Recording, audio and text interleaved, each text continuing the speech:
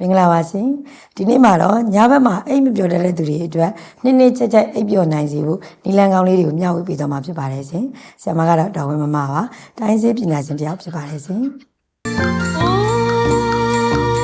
မိဘပြည်သူပေါင်းလို့ရှင်မန်စွာမနေပြေးလီဝေထားစေခြင်းအန္တာဤသွေးစီရစားပါရှင်ရှင်ကြည်ရင်ကဲစာမချီချောင်းစုနှလုံးတူမှုမော့ကုန်ပြောင်းမေးစီမြို့သမီးများအတွက်လန့်စင်ဓမ္မတာသွေးမမှန်ခြင်းများအန္တာဤသွေးစီရစားတောက်ချီပြောင်းမေးရှင်အိမ်မပြောခြင်းဝေဒနာကိုလူတိုင်းခံစားဦးကြတယ်ဆိုပေမဲ့အိမ်မပြောခြင်းဖြစ်ရတဲ့ဖြစ်စဉ်တယောက်နဲ့တယောက်မတူညီကြပါဘူးအိမ်မပြောခြင်းဖြစ်ရတဲ့အကြောင်းရင်းတွေကတော့စိတ်ဖိစီးမှုများတာစိတ်လှုပ်ရှားမှုရှိတာအစာမကြေလေးပင်တက်တာစီးကျူယောဂရှိတာအာယုံကြောနဲ့ပတ်သက်တဲ့ယောဂရှိတာအရက်ကိုလွန်လွန်ကျွံကျွံတောက်သုံးတာစွမ်းအားဖြည့်အချိုရည်တွေတောက်သုံးမှုများတာလက်ဖက်ရည်ကောပြီးအတောက်များတာစတဲ့အကြောင်းအရာတွေကြောင့်အိမ်မပြောဖြစ်တတ်ပါတယ်ဒါအပြင်အသက်အရွယ်ကြီးလာတာနဲ့တောက်သုံးနေတဲ့ဇီဝတွေရဲ့နောက်ဆက်တွဲဆိုးကျိုးတွေကြောင့်လည်းအိမ်မပြောခြင်းဖြစ်စဉ်ဖြစ်တတ်ပါတယ်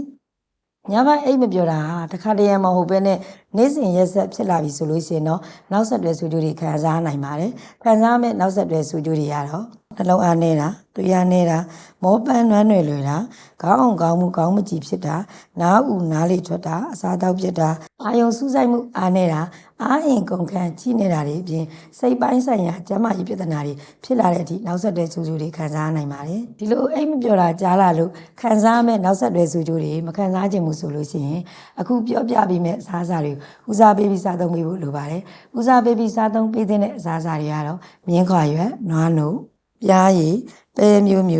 ငါးမျိုးနဲ့အစီမပါတဲ့အသားမျိုးခွန်မာသီးရဲ့အစီအစံတွေပန်းသီးလိမ္မော်သီးစပျစ်သီးတန်းတစ်တော်ထောပတ်သီးစတဲ့အသီးနှံတွေဦးစားပေးပြီးစားသုံးပေးတင်ပါတယ်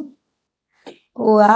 အမြဲလို့အိမ်မပြောတတ်တဲ့သူမျိုးဆိုလို့ရှိရင်နေ့ချက်ချက်အိပ်ပျော်စေနိုင်မှုအတွက်အခုပြောပြပေးမယ့်နီလန်ကောင်းလေးတွေကိုလိုက်နာပေးဖို့လိုပါတယ်အိပ်ပျော်စေနိုင်တဲ့နီလန်ကောင်းလေးတွေကတော့နေ့စဉ်အိပ်ချိန်ကိုပုံမှန်သတ်မှတ်ပေးပါ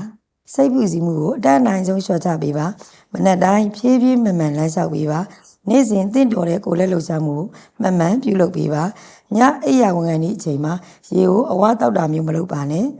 အစားအသောက်ကိုအဝါအတင်းစားပြီးအိပ်ဆက်ခြင်းမျိုးကိုလည်းရှောင်ကျဉ်ပေးပါဒါအပြင်ညအိပ်ရာဝင်ခန်းဒီအချိန်မှာ TV ဖုန်းကွန်ပျူတာလိုဘလူးလိုက်ထိတွေ့မှုကိုနိုင်ရွက်အလိုမှာကြိုတင်ရနာထားဖို့အကြံပြုပေးချင်ပါတယ်ရှင်အခုလောက်ဆိုရင်တော့ညဘက်အိပ်မပြောတတ်တဲ့သူတွေအတွက်ထိရောက်လွယ်ကူတဲ့နီလန်ကောင်းလေးတွေကိုအတန်းသိသိချိသွားလိမ့်မယ်လို့မျှော်လင့်ပါတယ်ရှင်ဖြစ်တဲ့ကြီးများအားလုံးပဲကျမ်းမာပျော်ရွှင်လှပနိုင်ကြပါလိမ့်ရှင်